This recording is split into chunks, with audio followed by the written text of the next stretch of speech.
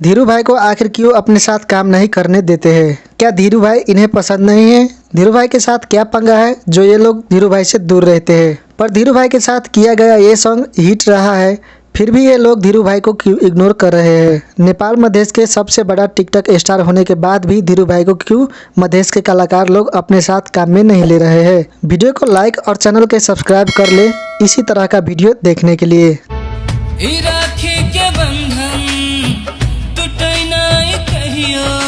अभी हाल ही में जागेश ठाकुर का टीम टिकटॉक स्टार सानवी भगत के साथ अपना नया वीडियो रिकॉर्ड किया है। इससे पहले नेपाल मधेश के बहुत ही फेमस सिंगर जागेश ठाकुर ने निभा यादव के साथ एक वीडियो रिलीज किया था, जिस वीडियो के आप जागेश कुमार ठाकुर यूट्यूब चैनल पर देख सकते हैं, जो कि बहुत कमाल का गीत रहा है। सानवी भगत जो जनकपुर के रहने वाली है, जो टिकटॉक पे कमाल का वीडियो बनाती है, पर अब सानवी ने म्यूजिक वीडियो करने का मौका पाया है सिंगर जागेश कुमार ठाकुर के साथ। नेपाल मधेश के कलाकार सबके साथ टिकटॉकर निभा यादव, सानवी भगत ने अच्छा मौका पाया है, पर धीरू भाई अभी तक मधेश के कलाकार सबके साथ म्यूजिक वीडियो रिकॉर्ड करने का मौका नहीं पाया है। तो क्या धीरू भाई को मधेश के कलाकार सब मन नहीं पराते हैं, या फिर धीरू भाई के पास ये सब करने का टाइम ही नहीं है? ये धीरू भाई को पता होगा। टिकटॉक स्टार धीरू भाई जो नेपाल मधेश के शान है, वो अभी अपने काम में व्यस्त रहता है, या समझ लो वो अपने पढ़ाई में व्यस्त रहता है। जागेश ठाकुर ने जो सानवी भगत के साथ रक्षाबंधन के गीत